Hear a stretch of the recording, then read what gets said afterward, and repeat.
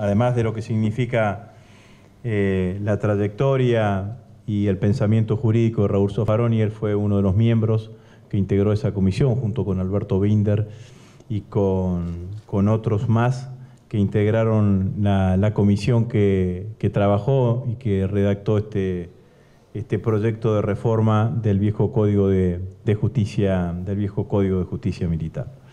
Es una reforma trascendente, entiendo yo, para todo lo que significa el sistema jurídico argentino y para lo que significa la política de defensa. Obviamente que se eliminó la pena de muerte.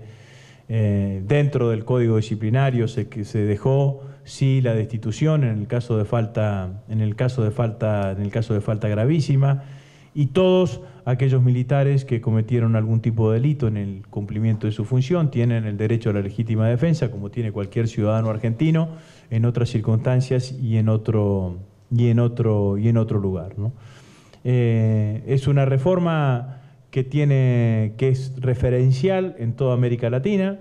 Algunos deben recordar, el año pasado nosotros tuvimos aquí la presencia del ministro de Defensa chileno, en ese momento Jorge Burgos, actualmente ministro de Interior, casi jefe de gabinete de la presidenta Bachelet, en un intento de producir reformas al Código de Justicia Militar chileno, y funcionarios de nuestro ministerio, encabezado por la doctora Llobet, estuvieron impartiendo un seminario en Chile con funcionarios chilenos para transmitir cuál fue la experiencia argentina, digamos, ¿no? Que estamos viviendo de alguna manera un punto de fortalecimiento entre las Fuerzas Armadas o la política de defensa y la sociedad civil. Y es una reforma que fundamentalmente está pensada en que el ciudadano militar tenga todos los derechos y garantías que tienen el resto de los ciudadanos argentinos. Muchísimas gracias. Desde el punto de vista jurídico, el Código de Justicia Militar era una cuña de extraña madera en nuestro derecho. Primero, un código es, en el sentido moderno, en el sentido de codificación desde el siglo XVIII, es una ley única que resume todas las normas referidas a una determinada materia. El Código de Justicia Militar no hacía eso. Bueno, y más o menos se dijeron cosas extrañísimas. En algún momento creo que la propia Corte Suprema dijo que el derecho militar estaba al margen de la Constitución, funcionaba al margen de la Constitución.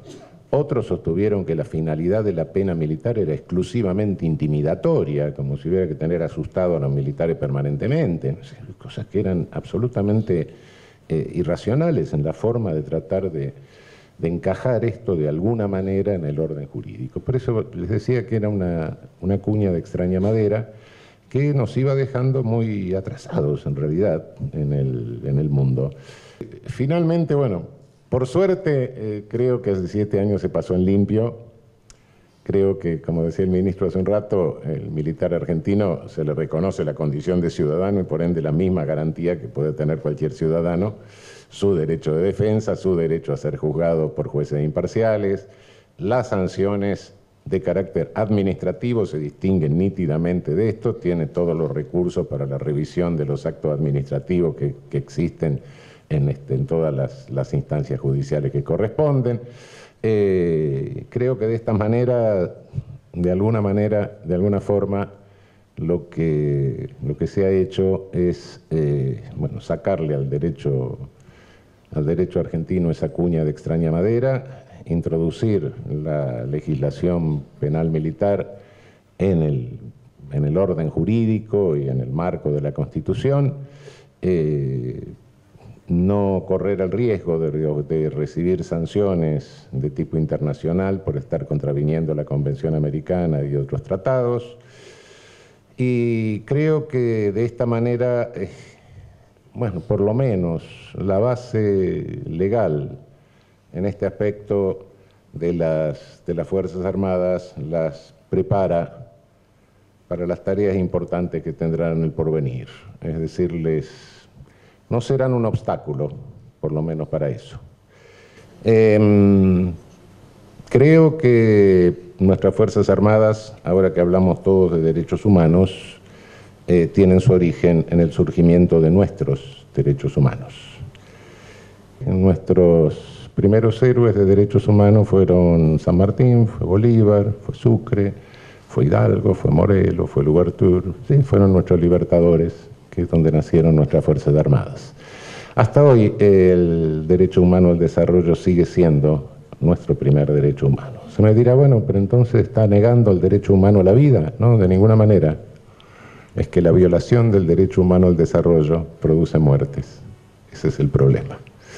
Defender el derecho humano a la vida entre nosotros es defender el derecho humano al desarrollo. Cuando me refiero a desarrollo integral. Por supuesto, no me refiero a un aumento del Producto Interno Bruto nada más, ¿no? Sino un desarrollo humano.